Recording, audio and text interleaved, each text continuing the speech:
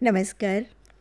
आज हम लोग चर्चा करेंगे भोला राम का जीव कहानी में व्यंग्य।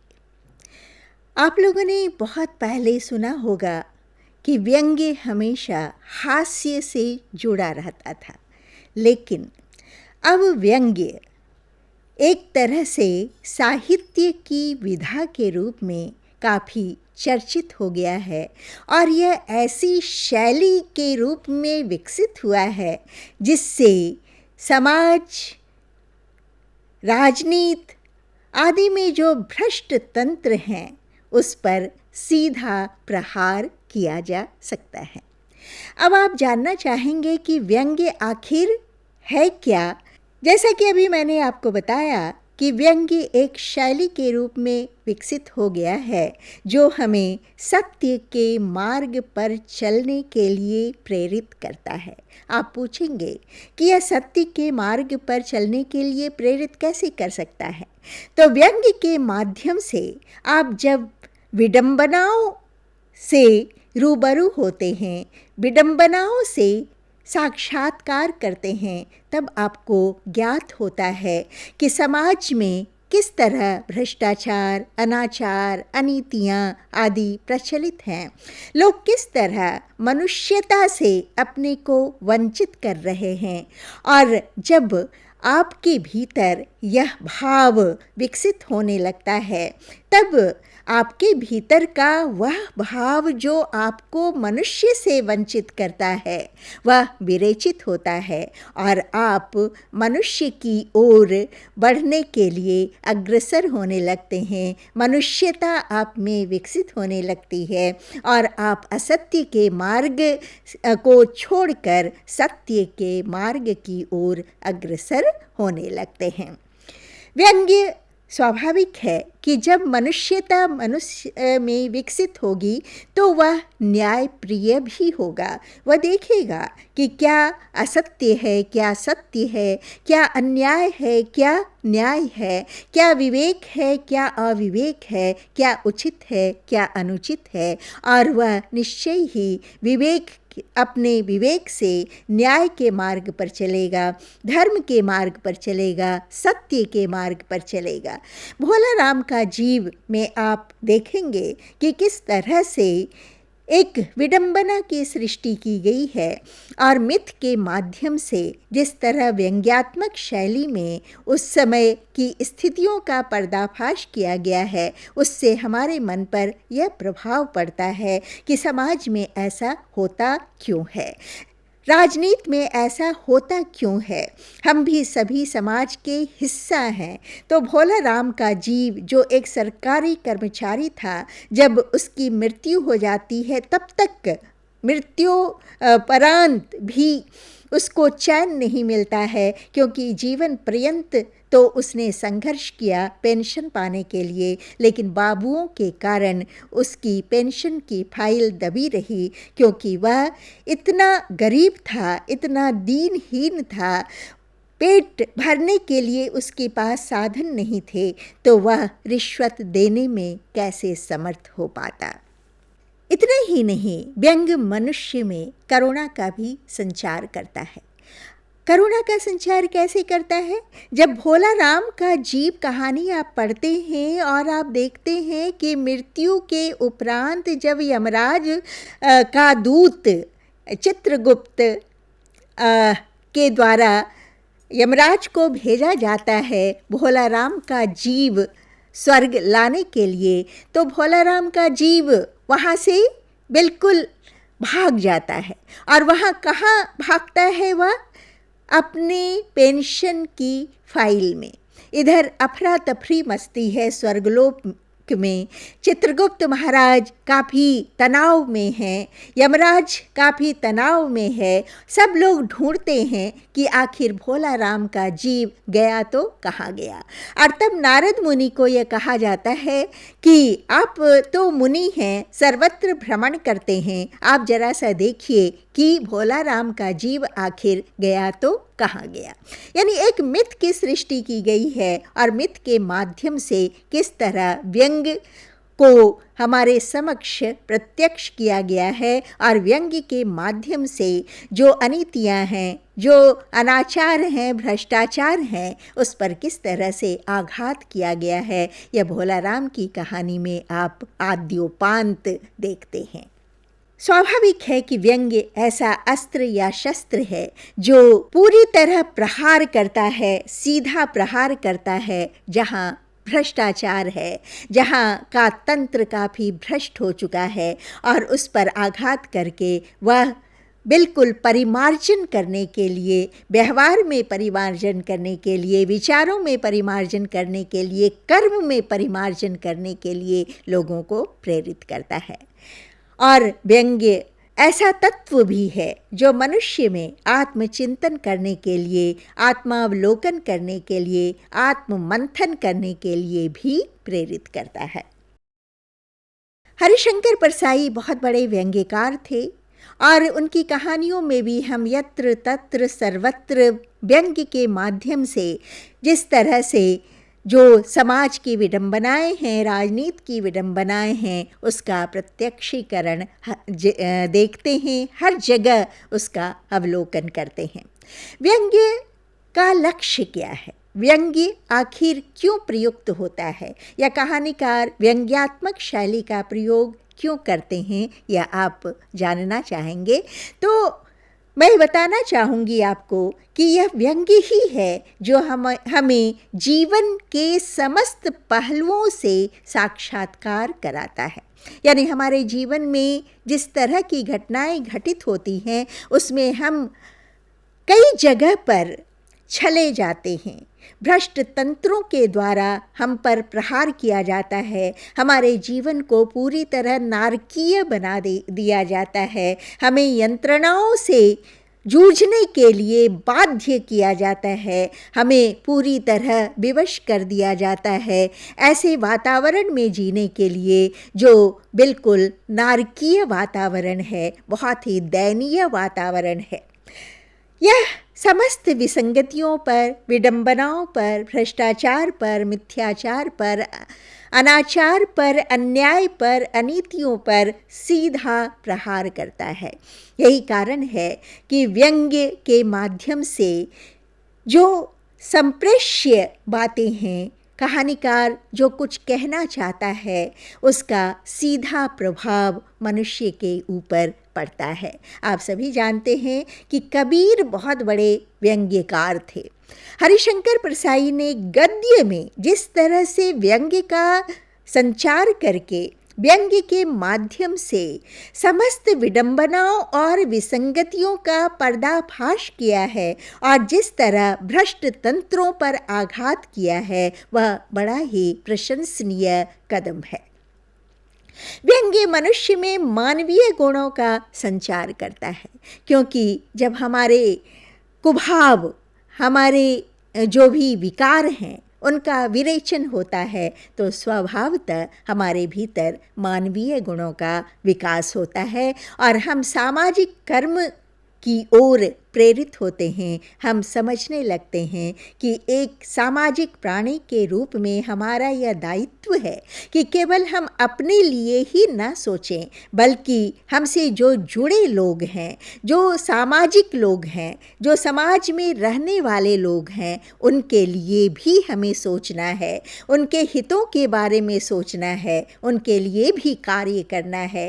केवल अपने लिए जीना तो मनुष्य का धर्म नहीं होता है।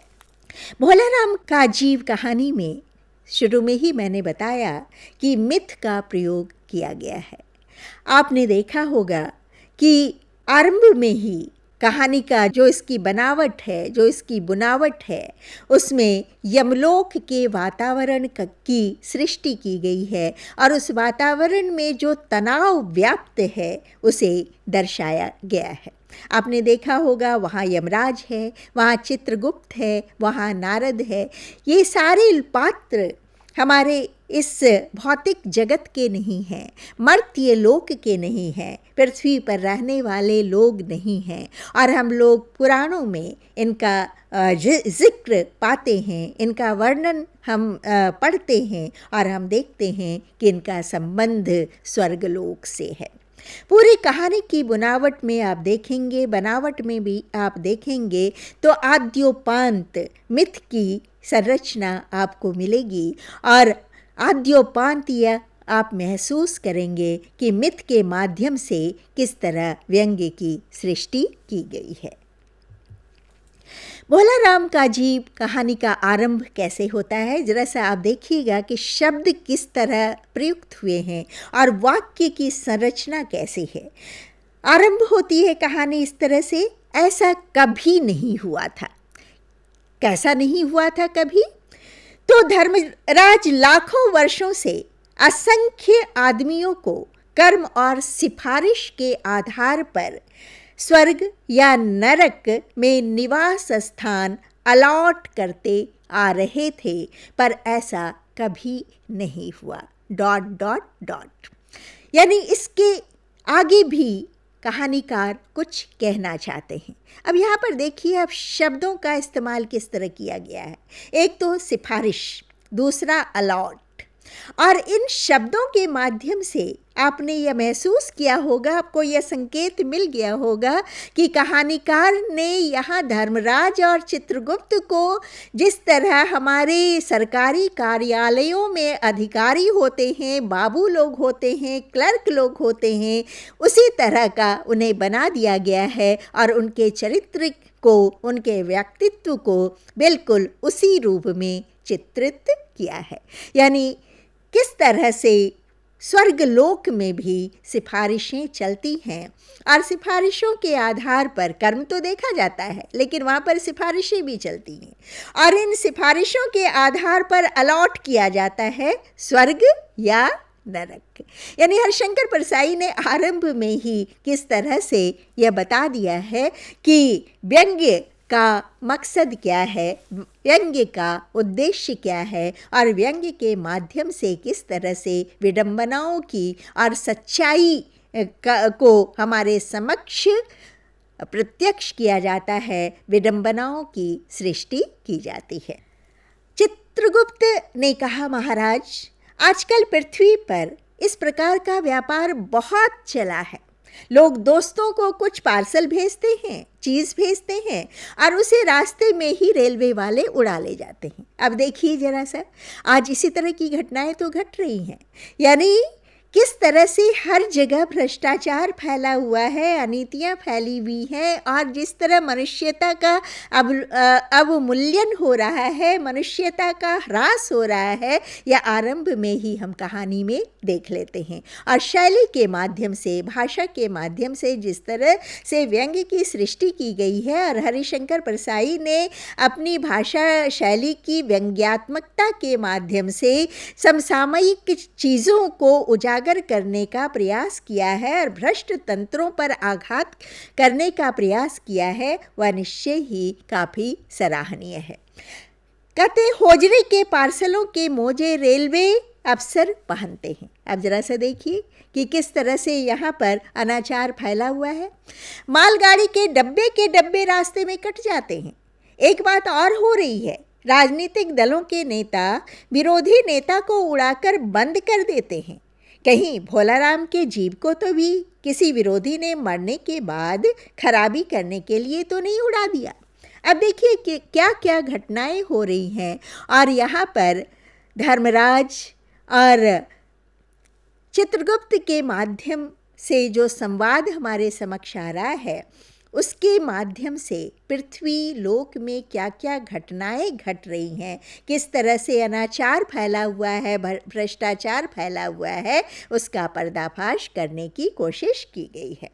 धर्मराज ने व्यंग्य से कहा चित्रगुप्त से कि तुम्हारे रिटायर होने का लगता है कि समय आ गया है, तुम्हारी उम्र ऐसी हो गई है कि अब तुम रिटायर कर जाओ। भला भोलाराम जैसे नगण्य दीन आदमी से किसी को क्या लेना देना। आप देखते हैं कि आज अपहरण की घटनाएं काफ़ी तेज़ी से बढ़ रही हैं, लेकिन अपहरण तो उन्हीं का किया जाता है ना जिनके पास काफ़ी पैसे हों, धन हो, दौलत हो, संपत्ति हो, ताकि उनसे काफ़ी लिया जा सके, धन संपत्ति उससे लूटा जा सके और अपहरण के माध्यम से काफ़ी पैसे कमाए जा सकें। लेकिन जो भोला राम बेचारा, वह तो इतना दीनहीन था कि उसको तो पेट भरने के लिए भी साधन नहीं थे। सामान बिक गए थे, घर के सारे सामान बिक चुके थे और कुछ बचा नहीं था। बेचारे बीमार रहते थे, उस स्थिति में भी लगातार दफ्तरों के चक्कर काटते थे, लेकिन कोई उनकी सुनता नहीं था। सारे बाबू उनकी फाइल को दबा कर बैठे थे क्योंकि उस पर वजन नहीं रखा गया था। अब देखिए किस तरह की यह स्थिति हमारे समक्ष आती है। उस बाबू ने उन्हें ध्यानपूर्वक देखा और बोला, भोला राम ने दरख्वास्तें तो भेजी थीं पर उन पर वजन नहीं रखा था, इसलिए कहीं उड़ गई होगी। अब यहाँ पर देखिए वजन रखने से तात्पर्य क्या है। वजन का तात्पर्य यहाँ पर पेपर वेट नहीं होता है कि आपके कागज़ कहीं उड़े नहीं, बल्कि वजन का यहाँ संकेत मिलता है कि किस तरह से आपको उसमें उसके लिए, उस कार्य के लिए रिश्वत देना है, और जब तक आप रिश्वत नहीं देंगे तब तक आपका कार्य पूरा नहीं होगा।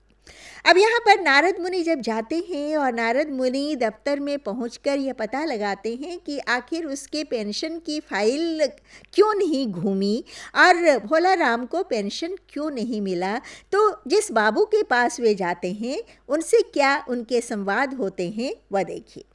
दरख्वास्तें पेपरवेट से नहीं दबती। खैर, आप उस कमरे में बैठे बाबू से मिलिए। यानी आप भी अगर कार्यालय जाते हैं और आपको इस तरह के लोगों से वास्ता होता है और ऐसे लोगों से आपको काम पड़ता है, तो इसी तरह से आपकी भी एक तरह से मानसिक यंत्रणा के दौर से आपको गुजरना पड़ता होगा। जो छोटे क्लर्क होते हैं वे बड़े बाबू के पास भेजते हैं कि भाई मेरे पास तो ये फाइल नहीं है, आप उस बाबू से जाकर मिल लीजिए। अब यहाँ जब बड़े बाबू के पास जाते हैं नारद मुनि, तब वे क्या कहते हैं ये देखिए। साहब बोले, आप हैं वैरागी, दफ्तरों के रीति रिवाज नहीं जानते। असल में भोला राम ने गलती की। भाई यह भी एक मंदिर है, यानी दफ्तर भी एक मंदिर है। जिस तरह भगवान के यहाँ आप जाते हैं और चढ़ावे चढ़ाते हैं, उसी तरह कार्यालय में भी बिना चढ़ावे चढ़ाए भला बाबू लोग खुश कैसे हो सकते हैं। और बाबू लोग जब खुश नहीं होंगे, प्रसन्न नहीं होंगे, तो आपके कार्य कैसे संपन्न होंगे। आपने जिस तरह से फाइलें आगे बढ़ाई हैं, तो आपकी फाइलें तो वहाँ दबी रह जाएंगी, वो आगे बढ़ेंगी ही नहीं। यानी हर जगह रिश्वतखोरी की जो यह एक रीति चली आई है, वह किस तरह विडंबनाजनक है, किस तरह से वह अनाचार और भ्रष्टाचार को संकेतित करती है। हरिशंकर प्रसाई ने हमें इससे रूबरू कराया है। यहाँ भी दान पुण्य करना पड़ता है। अब भोला राम के आत्मीय मालूम होते हैं, भोला राम की दरख्वास्तें उड़ रही हैं, इन पर वजन रखिए। अब यहाँ पर देखिए वजन तो रखें कैसे। नारद मुनि के पास तो कुछ है नहीं, वे तो बेचारे मुनि हैं, ऋषि हैं, वे तो इधर उधर भटकते रहते हैं, उनको तो कुछ लेना देना संसार से है नहीं, धन दौलत तो उनके पास है नहीं। तब बाबू क्या कहते हैं कि वजन रखने के लिए आपके पास वीणा है, आप वीणा रख दीजिए। मेरी बच्ची जो है वह संगीत सीख रही है, तो वह इसका प्रयोग कर लेगी और इस तरह आपका भी काम निकल जाएगा। और इस तरह साधु संतों की वीणा से तो बहुत अच्छे स्वर निकलते हैं। यहाँ देखिए किस तरह से व्यंग्य किया गया है। साधु संतों की वीणा से तो और भी अच्छे स्वर निकलते हैं। यानी साधु संतों में जो गुण हैं, साधु संतों में जो अच्छाई है, उससे हमें कोई मतलब नहीं है। हमें तो केवल और केवल रिश्वत से मतलब है। और इस तरह हरिशंकर परसाई आज की मन स्थिति पर आघात करते हैं, मन स्थिति को प्रत्यक्ष करते हैं कि किस तरह लोग स्वार्थ में इतने गिर गए हैं कि उन्हें अच्छाई और बुराई का फर्क नज़र नहीं आता। ऋषि मुनियों से, गुणों से उनका कोई लेना देना नहीं होता। उनका तो बस केवल एक ही हित साधना उनका मकसद होता है, स्वार्थ साधना उनका मकसद होता है, पैसा कमाना उनका मकसद होता है। और किस तरह भौतिकवादी युग में लोग जी रहे हैं कि मानवता उनके लिए कोई मायने भी नहीं रखती। क्या नर्क में निवास स्थान और समस्या भी हल नहीं हुई? नर्क में पिछले सालों में बड़े गुणी कारीगर आ गए हैं। कई इमारतों के ठेकेदार हैं जिन्होंने पूरे पैसे लेकर रद्दी इमारतें बनाई। आज भी आप देखते हैं कि किस तरह इमारतें बनती हैं, पुल बनते हैं और तुरंत ढह जाते हैं, इमारतें गिर जाती हैं। तात्पर्य यह कि हर जगह इस तरह की अनीतियाँ, भ्रष्टाचार का बोलबाला दिखाई पड़ता है। लोग पैसे कमाने के लिए यह भी नहीं सोचते कि कालांतर में लोगों का जीवन इससे संकट में पड़ सकता है। तो ये ऐसे वकील हैं, ऐसे ठेकेदार हैं जो मरने के बाद जब स्वर्गलोक पहुँचे हैं तो वहाँ भी उनकी कैसी स्थिति है और किस तरह से उनसे भी काम लिया जा रहा है। या हरिशंकर परसाई ने इसके बारे में हमें रूबरू कराया है, इससे हमारा साक्षात्कार कराया है। वहाँ स्वर्गलोक में भी बड़े बड़े इंजीनियर आ गए हैं और उनके ठेकेदारों ने पंचवर्षीय योजनाओं का जो पैसा खाया था वे वहाँ पर किस तरह के कर्मों में लिप्त हैं, हरिशंकर परसाई इस ओर संकेत देते हैं। ओवरसियर हैं जिन्होंने उन मजदूरों की हाजिरी कर पैसा हड़पा जो कभी काम पर गए ही नहीं।